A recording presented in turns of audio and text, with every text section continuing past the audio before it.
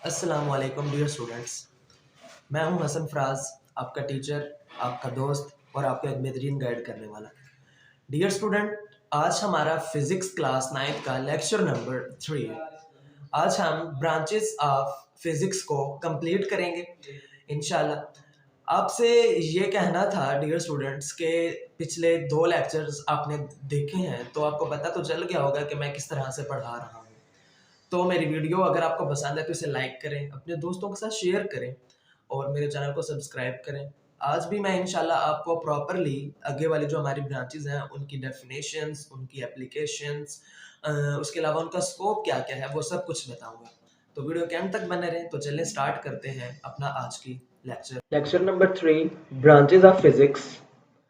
आज हम जो ब्रांचेस स्टडी करेंगे वो हैं atomic physics, nuclear physics, plasma physics and geophysics. Start with atomic physics. It is the study of structure and properties of atom. ठीक है, एटम की स्ट्रक्चर और एटम के प्रॉपर्टीज के बारे में हम स्टडी करेंगे कि एटम किन किन चीजों पे मुश्तमिल होता है और उसकी क्या क्या प्रॉपर्टीज होती हैं। Atomic physics is the study of properties and behavior of atoms, including their structure, interaction and reactions. अब एटम दूसरे एटम के साथ रिएक्शन किस तरह से करता है, एटम के अंदर इलेक्ट्रॉन, प्रोटॉन, न्यूट्रॉन्स, उसका न्यूक्लियस वगैरह प्रेजेंट होता है, तो इलेक्ट्रॉन कब शेयर किए जाते हैं और कब दूसरों से एक्सेप्ट किए जाते हैं, वो सब चीजें हम इसके अंदर स्टडी करेंगे। Role of nuclear physics, nuclear physics के साथ ये किस तरह से हमारे पास अटैच है। It also play a key role in the development of technologies such as nuclear energy, lasers and semiconductors। ठीक है, न्यूक्लियर एनर्जी के अंदर, लेजर्स के अंदर और सेमीकंडक्टर्स के अंदर भी एटॉमिक फिजिक्स का एक बहुत बड़ा हाथ है। Concept of branch. Some of the key concepts in atomic physics include quantum mechanics, electromagnetic waves and the properties of electron and nuclei। मैंने जैसे आपको स्टार्ट में बताया कि इलेक्ट्रॉन्स और न्यूक्लियस में प्रेजेंट होते हैं। इसके अलावा जब इलेक्ट्रॉन शेयर होते हैं, दूसरों के साथ जाते हैं, तो वो इन द फॉर्म ऑफ वेव जाते हैं, जिसे हम कहते हैं इलेक्ट्रोमैग्नेटिक वेव कहते हैं। और क्वांटम मैकेनिक्स के साथ भी ये हमारे पास रिलेट करता है। Important thing of this branch, it is the branch of physics that deals with the fundamental nature of matter and energy। Matter और एनर्जी का जो हमारे पास फंडामेंटल नेचर है, बुनियादी तौर पे जो उनकी हमारे पास कुदरत है, उनके साथ ये क्या करता है, रिलेशन करता है। And used to understand the behaviour of matter and at the atomic and subatomic level. और एटॉमिक और सब एटॉमिक लेवल के ऊपर जाके ये हमारे पास क्या करता है जी, एटम की स्टडी करता है। ये आपके पास कुछ एटॉमिक फिजिक्स का स्ट्रक्चर मैंने आपको दिखाया। दरम्यान में न्यूक्लियस और साइड पे आपके पास इसके शेल्स हैं और उनके अंदर इलेक्ट्रॉन रिवॉल्व कर रहे हैं।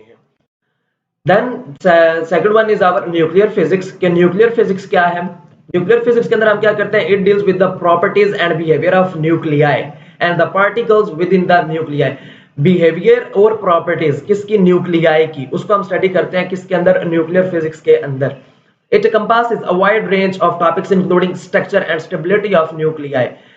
एक न्यूक्लियाई किस तरह से स्टेबल होता है, उसको किस स्टेबल होने के लिए क्या क्या चीजें रिक्वायर होती हैं, उन सबको हम स्टडी करते हैं। उसका interaction between nucleons, proton and neutron with in the nucleus हमारे पास प्रेजेंट होते हैं, प्रोटॉन एंड न्यूट्रॉन, तो उनका आपस में किस तरह से रिलेशन होता है। The behaviour of nuclear reaction, nuclear reaction का बिहेवियर, फॉर एग्जांपल आपके पास fission reaction and fusion reaction, जिन्हें हम न्यूक्लियर रिएक्शंस कहते हैं। And the property of radioactive isotopes, और रेडियो एक्टिव आइसोटोप्स की हमारे पास जो प्रॉपर्टीज होती है उनको भी हम इसके अंदर स्टडी करते हैं। Role in the other branches, other branches के साथ हमारा इसका क्या रिलेशन है। Nuclear physics also play a critical role in understanding the behaviour of stars and origin of the elements in the universe. Nuclear physics हमें क्या बताती है जी, बिहेवियर ऑफ स्टार्स के बारे में भी बताती है कि स्टार्स किस तरह से प्रोड्यूस होते हैं, क्योंकि हमें ये मानना है कि हमारे पास गैलेक्सी के अंदर डिफरेंट रिएक्शन प्रोड्यूस अकर हो रहे हैं, सन के नजदीक इसके ऊपर डिफरेंट रिएक्शन हो रहे हैं जो कि बहुत ही तेज हैं, और मतलब कि वो fission reaction and fusion reaction है, ये साइंटिस्ट कह चुके हैं। तो उनको स्टडी करने के लिए स्टार्स किस तरह से बनते हैं नेब्यूला के अंदर और किस तरह से वो उनका वजूद आता है और फिर किस तरह से डिस्ट्रॉय होते हैं, इसके अंदर भी न्यूक्लियर फिजिक्स का बहुत बड़ा हाथ है इसको अंडरस्टैंड करने में। स्कोप ऑफ फील्ड, इस फील्ड की मदद से हम क्या क्या कर सकते हैं। Advance in the nuclear physics have also led to development of nuclear power and nuclear medicine. Nuclear power plants और न्यूक्लियर मेडिसिन बनाने के अंदर भी ये काम होता है, हमारे पास आते हैं। The third one is the plasma physics। Plasma physics basically student हमारे पास मैटर की फोर्थ स्टेट आती है जिसको हम कहते हैं प्लाज्मा। ठीक है, स्ट्रीम के बाद जब इलेक्ट्रॉन्स बन जाते हैं और वो हमारे पास चले जाते हैं, बुखारात बन के चले जाते हैं, तो हमने उनकी जो स्टडी होती है उन्हें हम क्या कहते हैं, प्लाज्मा कहते हैं। It is the study of production properties of the ionic state of matter, the fourth state of matter भी हम इसे कहते हैं जी। Production properties of ionic state, ion की फॉर्म के अंदर कब जाते हैं? जब हमारे पास इलेक्ट्रॉन एक एटम से दूसरे एटम के अंदर चला जाता है, या फिर एक एटम दूसरे एटम से उसे ले लेता है, तो वो हमारे पास इलेक्ट्रॉन इलेक्ट्रॉन नहीं रहता, फिर इलेक्ट्रॉन आयन बन जाता है हमारे पास। और उस आयन की जो हम स्टडी करते हैं उसे हम क्या, किस लेवल के ऊपर जाकर स्टडी करेंगे? प्लाज्मा स्टडी करेंगे हम उसकी, और इसे हम क्या कहते हैं? फोर्थ स्टेट ऑफ मैटर भी कहते हैं।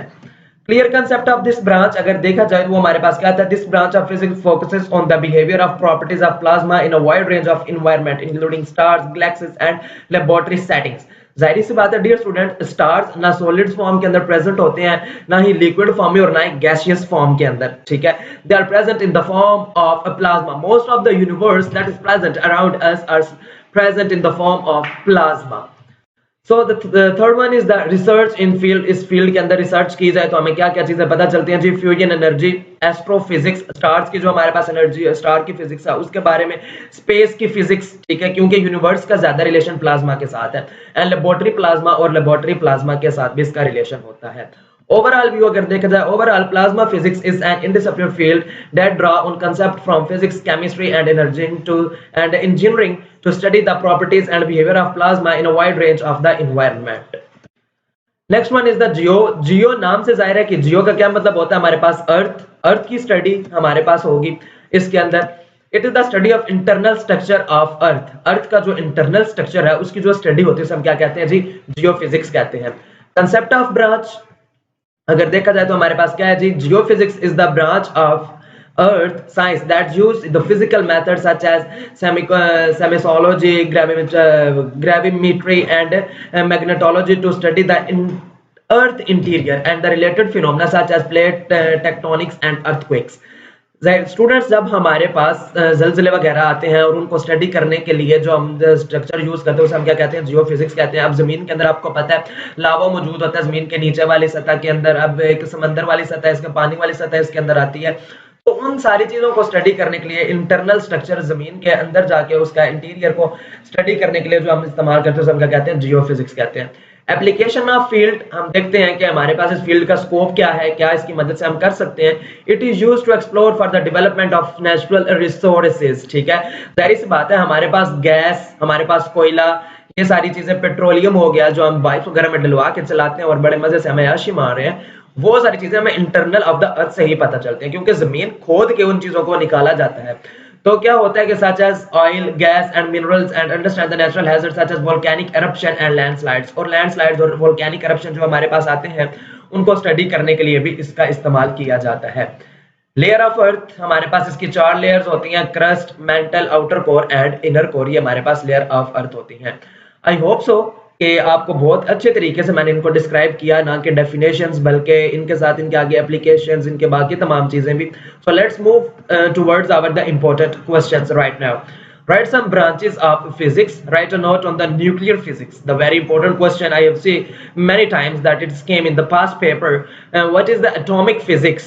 Okay, it is also an important question. Write a note on geophysics and write the importance of plasma physics. I see this question almost in every paper of the Punjab textbooks or other the federal books. You must have to consider this question as a very important question from the lecture. Thank you so much. Now our lecture is end.